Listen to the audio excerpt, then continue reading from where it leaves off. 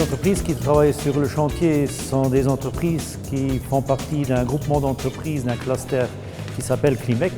Ce sont essentiellement des entreprises de la région qui se sont regroupées pour permettre un travail plus coordonné, un échange et surtout au niveau d'une qualité énergétique, écologique et une qualité aussi de service par rapport aux clients. L'objectif du pilier entreprise d'Ecotransfert est de favoriser la mise en place de grappes d'entreprises sur les 3 territoires du projet, en activant la mise en réseau des PME et TPE et en soutenant leur montée en compétences. Ecotransfert a donc joué un rôle d'animateur, multipliant les visites, rencontres et échanges entre artisans et entrepreneurs des 3 régions.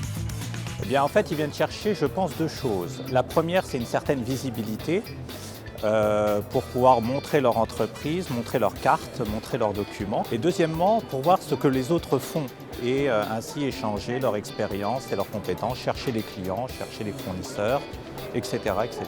Ce sont des nouveaux matériaux et on va vers ce genre de matériaux pour des constructions beaucoup plus performantes. J'ai vu des gens avec qui j'ai fait une formation, des gens avec qui on a déjà travaillé, des fournisseurs, des nouvelles personnes. C'était bien intéressant, de bons moments. Ecotransfert a aussi soutenu la montée en compétences des entreprises en organisant de nombreuses formations aux labels environnementaux. Une charte Ecotransfert vient d'ailleurs sceller l'engagement des entreprises du territoire à s'inscrire dans une démarche de construction durable. Le potentiel est fort, la demande me semble forte.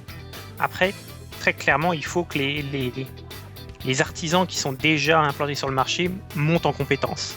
Il y a de la demande, il y a des réglementations qui sont passées, il faut désormais les appliquer et je pense que pour le public, ce n'est pas toujours évident de savoir à qui faire appel, en tout cas quelles sont les personnes certifiées à telle ou telle pratique.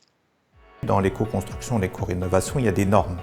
Et donc, il faut que ces entreprises atteignent ces normes-là. Et c'est pour cela qu'on mobilise les entreprises et on les amène vers les formations pour qu'ils puissent acquérir ces compétences-là.